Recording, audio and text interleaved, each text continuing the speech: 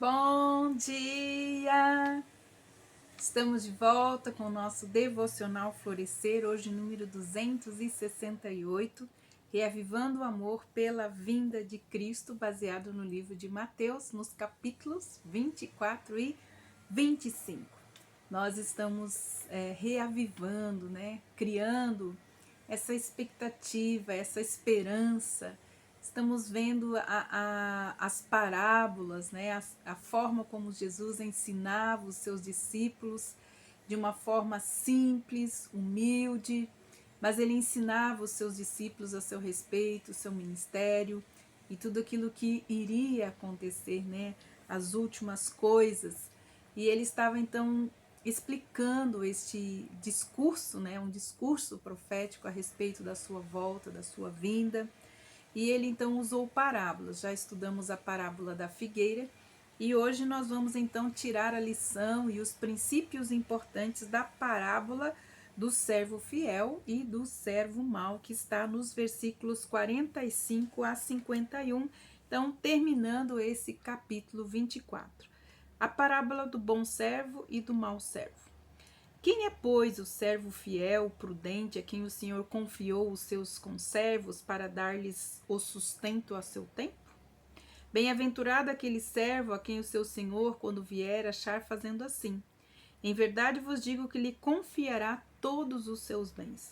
Mas se aquele servo, sendo mau, disser consigo mesmo, meu senhor demora-se, e passar a espancar os seus companheiros, e comer e beber com os ébrios, virá o senhor daquele servo em um dia que ele não espera e uma hora que ele não sabe, e castigá-lo-á, lançando-lhe a sorte com os hipócritas, pois ali haverá choro e ranger de dentes. Então aqui nós temos esta parábola do servo fiel e do servo mau. Então na divisão desse capítulo, o Senhor mostra que existe o servo, um servo que manifesta o seu verdadeiro caráter pelo seu comportamento enquanto espera a volta do seu Senhor, Então, o caráter do servo de Deus, ele é provado exatamente nesse tempo de vinda, onde nós estamos esperando a vinda do nosso Senhor. Todos os servos, aqui diz, a palavra de Deus, devem alimentar a sua família, os seus conservos no devido tempo. Não devem negligenciar. Mas nem todos, aqui está falando que nem todos que professam, são servos de Cristo, são servos genuínos. Ele fala do servo sábio, é aquele que acha, que é achado cuidando do povo de Deus. O tal será honrado com grande responsabilidade no reino. O mestre lhe confiará os seus bens. Então, aqui temos então o exemplo do servo sábio, do servo prudente, que está esperando e fazendo exatamente aquilo que o seu Senhor pediu que ele fizesse. Quando nós lemos os evangelhos, nós temos ali todo o testamento, de tudo aquilo que Deus espera que os seus servos façam, e principalmente para os seus conservos, para os seus familiares, O mestre, então, fala do 48 ao 51 sobre o servo mau, que representa, então, esse servo? É um servo também, mas que representa um crente apenas nominal, cujo comportamento não é orientado pela antecipação da breve volta do Senhor. Quantos servos, nominais nós temos que não estão esperando e nem fazendo exatamente aquilo que o seu mestre pediu. O que acontece com esse servo? Ele passa a espancar os seus companheiros e a comer e a beber com os ébrios, como ele diz aqui. Então, como que nós podemos ver esse contexto? Nós temos servos de Deus cheios que dizem ser, nominalmente servos de Deus, cheios de violência.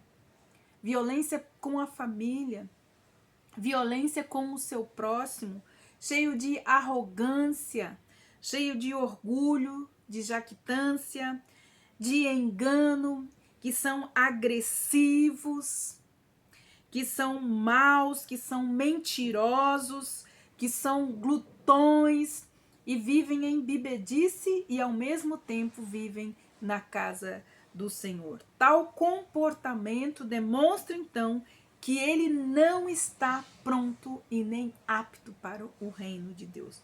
Quando o rei vier, ele castigá-lo-á e lança-lhe a sorte com os hipócritas. Por que ele fala hipócrita? Hipócrita é aquele que diz, mas não vive aquilo que está falando, né?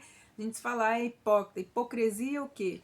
É você dizer e falar algo que você não faz, ter um comportamento totalmente diferente daquilo que você fala ou que você demonstra, né, na frente dos outros. Mas quem mora com você, quem convive com você, quem congrega com você, sabe exatamente quem você é.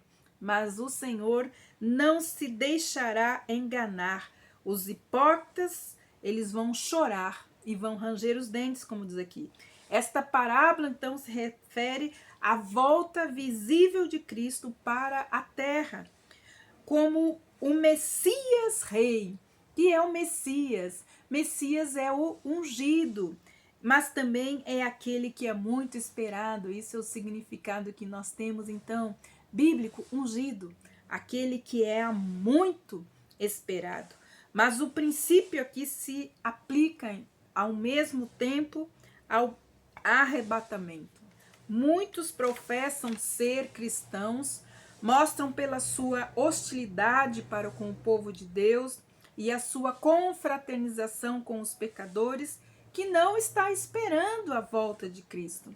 E isso são milhões e milhões e milhões de pessoas que se professam ser cristãos, mas não estão esperando a volta de Cristo. Para eles, então, significará julgamento se encontrarem-se fazendo exatamente o que estão fazendo, o que nós já lemos aqui, e o seu Senhor voltar e não pegar eles fazendo aquilo que foi dito para ser feito.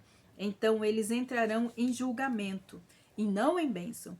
Deus, ele é amor, mas ele também é justiça. E ele diz que nada que há na sua palavra vai passar, a não que tudo será cumprido. Jesus contou esta parábola para mostrar como a sua vinda poderosa pode ser algo muito feliz, terrivelmente maravilhoso para alguns cristãos, autênticos em toda a sua forma de ser cristão, que esperam, fazendo o quê? Como diz aqui, cuidando uns dos outros, não são egoístas, estão ajudando aqueles que precisam e não estão apenas curtindo a sua vida aqui na terra, pois têm consciência que são peregrinos aqui, que o seu verdadeiro lar não é aqui. Jesus é o caminho de volta para a casa do nosso Pai. Em João capítulo 14, versículos de 1 a 4, Jesus explica isso.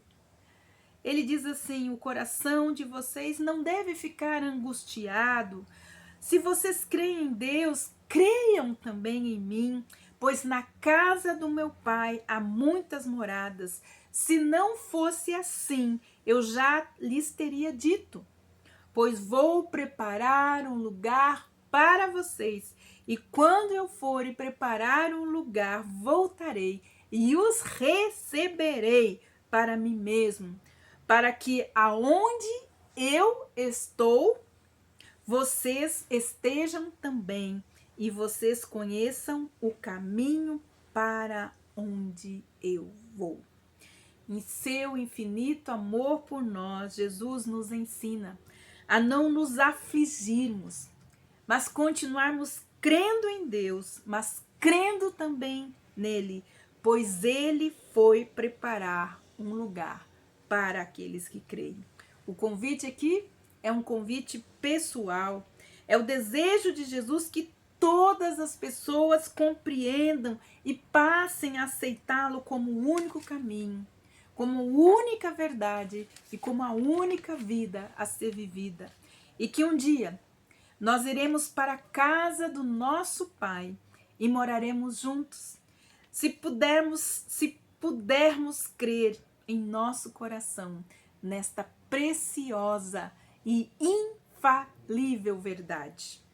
Quanta graça e quanta misericórdia é ter alguém que vai à nossa frente preparar o nosso lugar. E aí?